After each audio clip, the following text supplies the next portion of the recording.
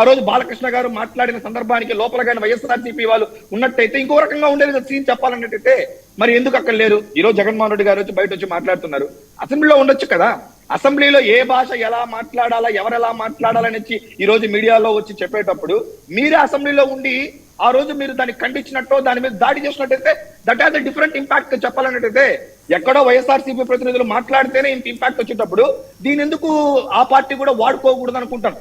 నేనేమంటానంటే మీరు 11 మంది లోపలికి వెళ్ళి భాష మీద కూడా మీరు కంట్రోల్ తీసుకురండి కావాలంటే 124 మీద.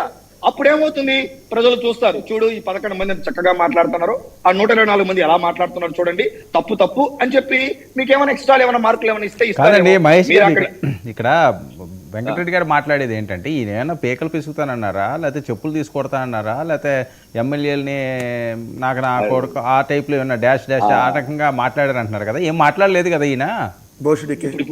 నేను కూడా ఇప్పుడు మేము కూడా అనే కదండి చెప్పడము. ఇప్పుడు నేను కూడా ఏమంటున్నాను, ఆయన ఏం మాట్లాడారో ఆ విషయాన్ని ఆయన ప్రస్తావించినారు. ఆ విషయాన్ని ఆయన ప్రస్తావించి అలా మాట్లాడడం, అలాంటి కాన్వర్జేషన్ అనేది ఒక పనికిరాని కాన్వర్జేషన్స్ అలాంటి తీసుకురాకూడదని ఆయన చెప్పారు. నేను అదే అంటున్నా, ఇది మీరు అసెంబ్లీలో ఉండి చెప్పుకుంటే అద్భుతంగా ఉండేది. రెండోది ఏంటంటే, గతంలో ముఖ్యమంత్రిగా ఉన్నప్పుడు అసెంబ్లీలో ఇలా చాలా మంది మాట్లాడేటప్పుడు కూడా ఈ కాన్వర్జేషన్స్ ఇక్కడ తీసుకురాకూడదండి, మీరు చాలా బయట వాళ్ళు ఎలాగ మాట్లాడుతున్నారో మళ్ళీ అలా మాట్లాడకూడదండి అని చెప్పి కోడల నాని గారికో లేకపోతే అంబటి రాంబాబు గారికో రోజా లాంటి వాళ్ళకో అప్పుడు కూడా ఈయన ఇలాగే చెప్పున్నట్టయితే నేను అనుకోవడం ఇంకొక విధంగా రిజల్ట్స్ ఉండేదని నేను అంటున్నాను.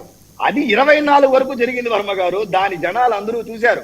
బోసడీకే అన్నారా, చొప్పు తీసి కొడతామన్నారా, పళ్ళు రాల్చేస్తామన్నారా, నరికేస్తా అన్నారా అనేది తిరిగి రిపీటెడ్ గా 29 వరకు ఇదే కథ చెప్పుకుంటాటవా. ఇది 24 వరకు పనికొచ్చే సబ్జెక్టు. ఆ తర్వాత సబ్జెక్టు 24 నుంచి 29 వరకు డెఫినెట్లీ బాలకృష్ణ గారు మాట్లాడిన అంశాన్ని డెఫినెట్లీ వీళ్ళు కీప్ ఆన్ మాట్లాడుతూనే ఉంటారు. ఇంకెవరైనా రాజకీయ నాయకులు మాట్లాడితే అది మాట్లాడితే లైవ్ లో కనెక్ట్ అవుతుంది. దాని రిజల్ట్ 29 మీద ఉంటుంది.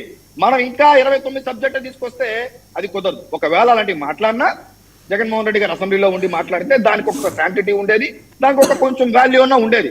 మనం అసెంబ్లీకి రాము, మనం ఎక్కడో ఉంటాము, మనం ఎక్కడో వచ్చి ప్రెస్ మీట్స్ పెడతాము అన్నప్పుడు దానికి అంత ఇంపార్టెన్స్ ఉండదండి. ఎందుకంటే ఈ సబ్జెక్ట్ జరిగి దాదాపు నాకు తెలిసి మోర్ దెన్ నెల అయిపోయింది.